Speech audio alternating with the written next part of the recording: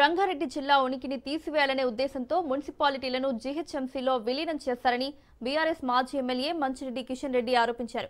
మున్సిపాలిటీలను జీహెచ్ఎంసీలో విలీనం చేయడం సబబు కాదన్నారు.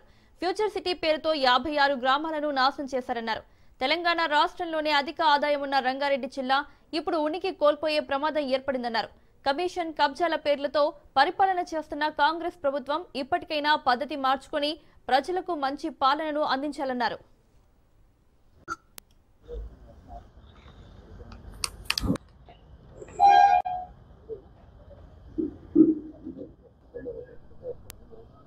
హాట్ టాపిక్ అదేనా?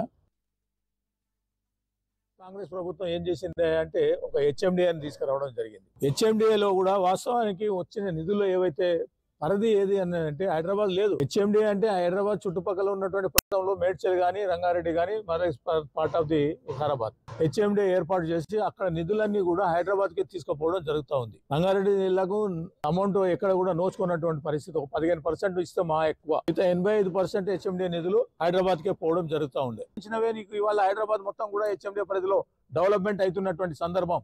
మేము మొదటి నుంచి కూడా ఫైట్ చేస్తా ఉన్నాం. ఏ యొక్క ప్రాంతంలో ఉన్న రెవెన్యూ వస్తుందో ఆ ప్రాంతాలనే ఖర్చు పెట్టాలనేది కూడా చెప్పడం కూడా జరిగింది. కానీ మొత్తం తీసుకుపోయి జిహెచ్ఎంసీలో పెట్టడం జరుగుతూ ఉంది. హెచ్ఎండిఏ పోయింది. మొదలు 12 మున్సిపాలిటీల లోపల జిహెచ్ఎంసీలోకి పోయినట్టు పరిస్థితి. ఇవాళ మళ్ళీ 27 మున్సిపాలిటీలు మళ్ళీ జిహెచ్ఎంసీలో కలపడం, మళ్ళీ మిగతా ఉన్న భూమిని ఫ్యూచర్ సిటీ కింద మొత్తం 56 గ్రామాలు తీసుకుపోయి కలపడం.